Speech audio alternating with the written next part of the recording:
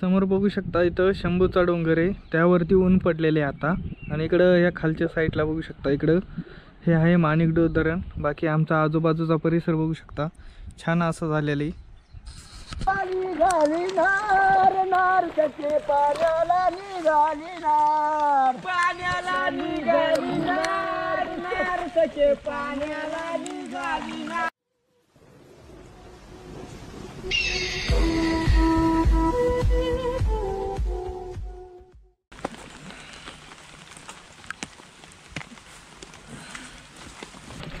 नमस्कार मित्रांनो, पुन्हा एकदा आपल्या नवीन व्हिडिओमध्ये तुमचं स्वागत आहे। मित्रांनो, आज जरा ब्लॉग बनवायला लेटच झाला, कारण जरा थोडं लागलं होतं माझ्या हाताला, बघू शकता भरपूर असं लागलेलं आहे, त्यामुळं आज जरा लेटच ब्लॉग बनवतोय। तर मित्रांनो, आमच्या इथं घराशेजारी अवनी वगैरे चालू आहे शेजारी, तर चालू आहे आता तिकडं। हे अशी जाण्यासाठी वाट आहे आपल्याला, बघू शकता। आज दिवसभर असा पाऊस पडतोय, समोर बघू शकता वातावरण खूप छान झालेलं आहे। बाकी डोंगरावरती पण धुकं थोडं आलेली। आणि मी आता इरणं घेऊन चाललेलो आहे शेताकडेच।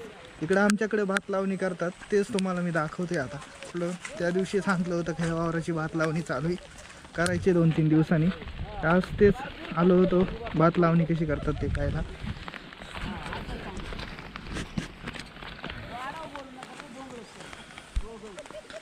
समोर चालू आहे इकडं भात लावणी, मोठं वगैरे पांगवलेले आहेत वावरामधून। पाऊस पण पडतोय थोडा आणि सोनू आपला गबळ काढतोय, त्याचं वावर आहे। इकडं बघू शकता रोप इथं थोडंसं खणलेले आता सकाळपासून, अर्ध रोप बाकी सकाळपासून पाऊस सारखाच चालू आहे, दिवसभर पाऊस आहे आज। इकडं माणसं वगैरे भात लावणी करतात।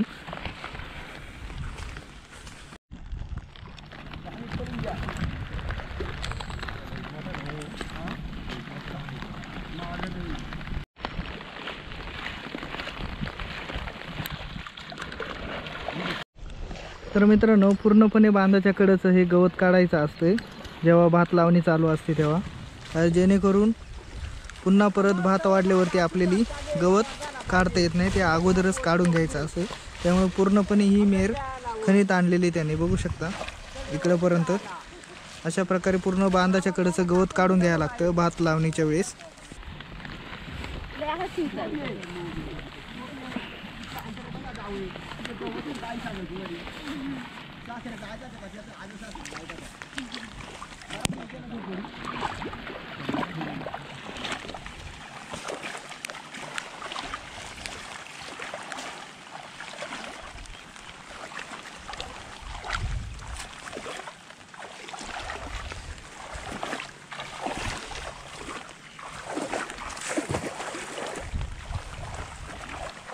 तर मित्रांनो, हे समोर दिसतंय हे आमची घर तिथं शेजारी, आणि समोर बघता इथं धुक्यामध्ये निमगीर किल्ला, आणि ह्या साईडला हनुमंतगड। बाकी आमचा सह्याद्रीचा समोर दिसणारा डोंगर दिसते आपल्याला। बाकी आम्ही शेतामध्ये खूप छान पद्धतीने आवणी वगैरे करतो, गाणी वगैरे म्हणत असतात माणसं, वेगळाच आनंद असतो मित्रांनो आवणीचा।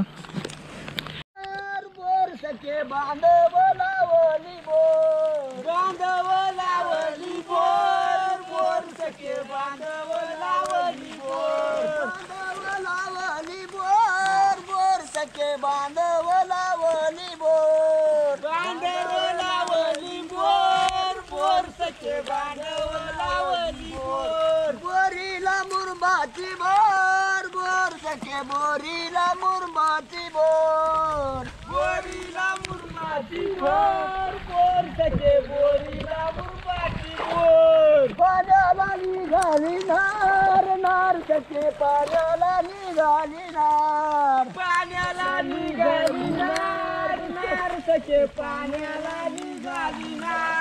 पगार 360 60 पोरी पगार 360 पगार 360 पोरी पगार 300।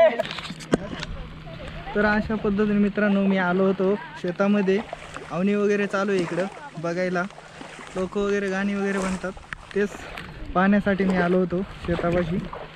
तर अजून बरीचशी आवणी बाकी आहे मित्रांनो, हे पण वावर लावायचं आहे, अजून झालेलं नाही, एक वावर लावून झाले सकाळपासून। तिकडे समोरचं एक वावर लावून झाले, 2-3 वावर लावलेत. बाकी या वावरामध्ये रोप होतं, हे आता काढलेले रोप बघू शकता. अजून थोडंसं बाकी इकडं आवणी वगैरे माणसं करतात. मग पाऊस पण पडतोय, तुम्हाला दिसत असेल.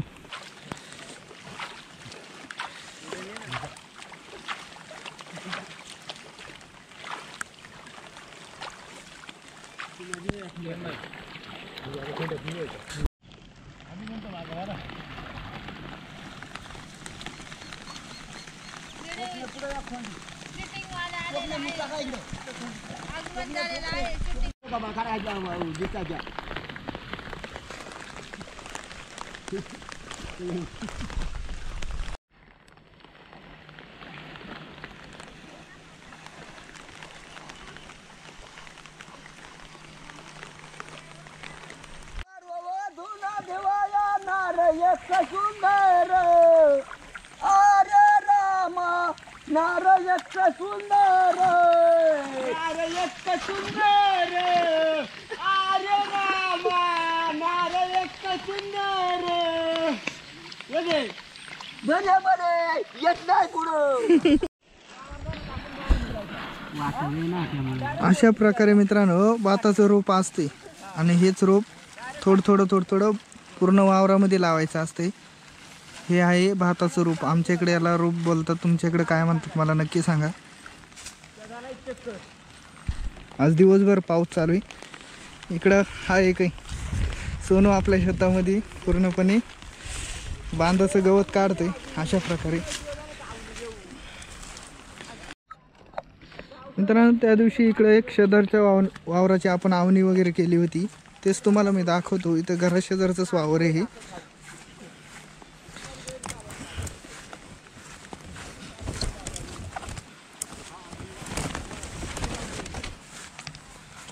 तर बघू शकता हे आहे घराशेजारचं वावर. आपण परवाच्या दिवशी हे लावलं होतं. तर इथं बघू शकता पूर्ण भात आहे, रोप आहे. काही रोप पाण्याखाली गेलेले. तर आज आपल्याला तिकडं शेजारी सांड आहे तिथं समोर, ती फोडून द्यायला लागेल. बाकी रोप अजून जगलेलं नाही, पिवळसर रोप दिसते, म्हणजे अजून हे रोप जगलेलं नाही मित्रांनो. बघू शकता पूर्ण भाताचं रोप त्या दिवशी लावलेलं आपण, त्याची पण व्हिडिओ मी टाकलेली आहे मित्रांनो चॅनलवरती आपल्या. आणि जास्त पाणी झालं तर रोप मरू पण शकतं, त्यामुळं आपल्याला हे पाणी वावरातलं थोडं कमी करायचं आहे. जाण्याची वाट आहे. हे आजूबाजूचा परिसर बघू शकता, सह्याद्रीचा. समोर इकडं आपल्याला नाणेघाट आहे, तर पूर्णपणे धुक्यामध्ये दिसतोय. आणि इकडं शंभूचा डोंगर अजिबात दिसत नाही. तर मग आजचा ब्लॉग इथं स्टॉप करतो. तुम्हाला आवडला असेल तर लाईक करा, शेअर करा. ब्लॉग कसा वाटला मला नक्की सांगा. आपण भेटू पुढच्या एका व्हिडिओमध्ये. धन्यवाद.